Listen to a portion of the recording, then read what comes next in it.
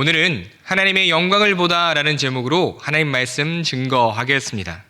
블레셋 사람들에게 승리의 상징이었던 여호와의 궤가 이제는 패배의 상징이요, 무서워서 함부로 할 수도 없는 처치 곤란의 문제가 되었습니다.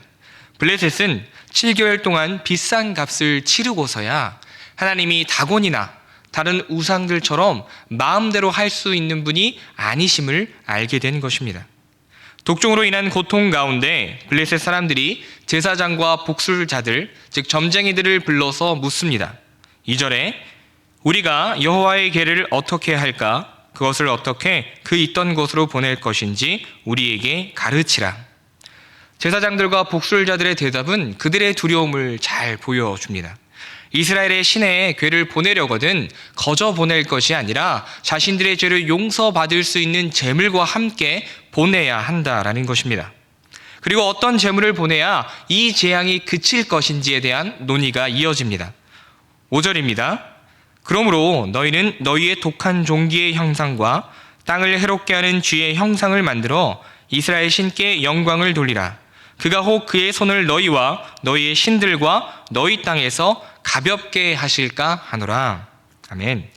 여호와의 손을 가볍게 하기 위해서 그가 하신 일 그대로 다시 돌려드려야 한다라는 것입니다. 그래서 독종과 또한 전염병의 매개체가 된 쥐의 형상을 만들어서 함께 돌려보내고자 했던 것입니다. 영광은 히브리어로 카보드라는 단어를 사용합니다. 이 단어는 무겁게 하다라는 동사 카베드에서 파생된 명사입니다. 앞서 5장 6절과 11절에 여호와의 손이 엄중하다라는 표현이 바로 이 카베드, 무겁게 하다라는 단어입니다. 하나님이 그 손으로 블레셋인들을 무겁게 누른 결과 블레셋인들에게 여호와 하나님은 무거운 분이 되셨습니다. NIV는 이 영광을 존경과 존중의 의미로 번역합니다. 이스라엘은 패배했지만 하나님은 승리하셨고, 이스라엘에게서 영광은 떠났지만 하나님은 적진의 한 가운데서 그 영광을 나타내셨습니다. 이것은 마치 출애굽 때에 바로를 통해서 영광을 받으셨던 그 모습과 닮아 있습니다. 블레셋의 제사장과 복술자들도 이를 알고 있었습니다. 6절에 따르면 애굽인과 바로가 그들의 마음을 완악하게 한 것 같이 어찌하여 너희가 너희의 마음을 완악하게 하겠느냐. 그가 그들 중에서 재앙을 내린 후에 그들이 백성을 가게 함으로 백성이 떠나지 아니하였느냐. 우리는 바로처럼 완악하게 굴지 말자라는 것입니다.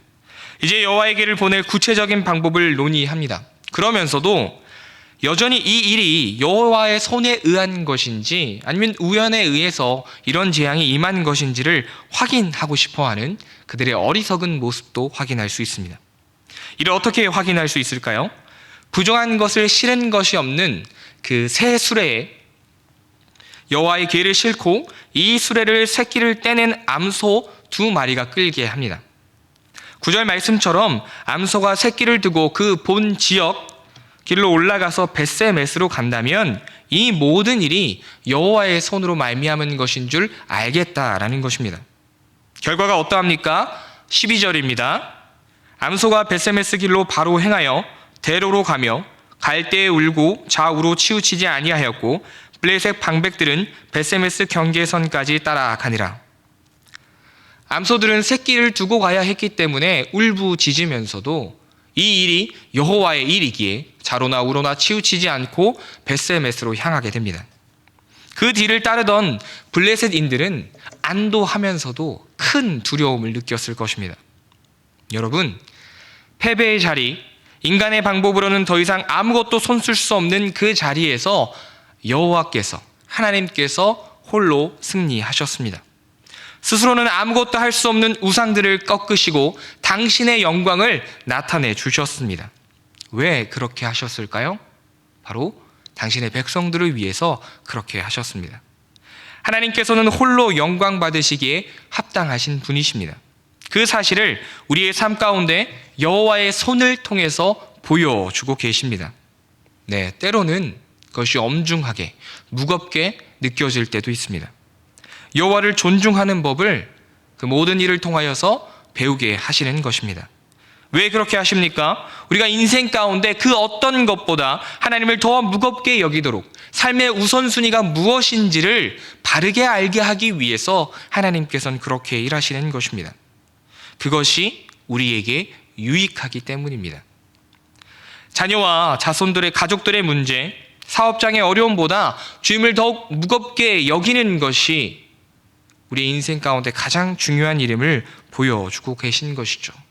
우리가 그렇게 주님을 무겁게 여길 때에 주님께서 우리의 모든 문제를 해결해 주신다는 것입니다. 하나님께서는 우리를 사랑하시기에 하나님을 무겁게 여기는 것, 그분을 존중하는 것, 하나님께 영광을 돌리는 것이 중요하다라는 것을 가르쳐주고 계십니다. 하나님께 영광을 돌리는 삶, 그리고 그 영광에 동참하는 삶을 사셨던 분이 계십니다. 네, 바로 예수님이십니다. 예수님께서는 평생에 하나님께 영광 돌리는 삶을 사셨습니다. 하나님의 뜻에 순종하셨습니다. 사람의 영광을 구하지 않으셨습니다. 아버지 하나님을 존중하셨으며 무겁게 여기셨습니다. 그래서 당신께서 영화롭게 되심으로 하나님을 영화롭게, 하나님께 영광을 돌리셨습니다. 그리고 예수님께서는 이러한 하나님의 영광을 보고 누리는 방법에 대해서 말씀해 주시는데요. 요한복음 11장에 보면 예수님은 마르다에게 죽은 나사로의 무덤에 있는 돌을 옮기라 라고 말씀하십니다. 그러나 마르다는 반대합니다. 죽은 지가 사흘이 돼서 벌써 냄새가 난다는 것입니다. 예수님께서 말씀하십니다.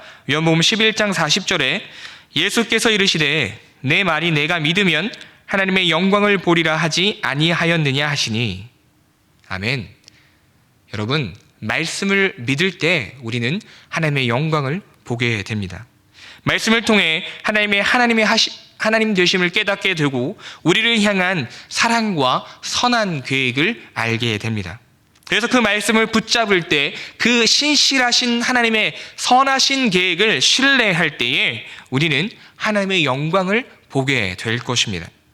주 안에서 사랑하는 성도 여러분, 하나님께서는 패배를 뚫고 적진 한가운데서 홀로 승리하셨습니다. 블레셋의 신 다곤을 쓰러뜨리시고 블레셋인들을 무겁게 엄중하게 누르셔서 하나님의 영광을 나타내셨습니다. 이스라엘 백성을 위해서 그렇게 하셨고 오늘 우리를 위해서 여전히 당신의 영광을 보여주고 계신 것입니다. 우리를 향한 하나님의 사랑, 그 선하신 계획을 신뢰할 때에 우리에게 주어진 말씀을 믿고 순종함으로 말미암아 우리는 우리 삶 가운데 보여주시는 그 하나님의 영광을 경험하게 될 것입니다. 그런 삶을 살아가는 저와 여러분이 되기를, 그런 오늘이 되기를 간절히 축복합니다. 말씀을 생각하며 다 함께 기도하겠습니다. 우리를 위해 오늘도 승리와 영광을 약속하시는 하나님만을 신뢰하게 하시고 믿음으로 응답하는 모두가 되게 하옵소서. 네팔 단기 선교 중에 있습니다. 모든 일정 가운데 함께하사 영광을 받아주시고 또한 필리핀 선교 역시 잘 준비될 수 있게 하옵소서. 다음 세대와 청년부를 위한 겨울 사역이 은혜 가운데 진행되게 하옵소서. 주의 이름을 부르고 합심해서 기도하겠습니다.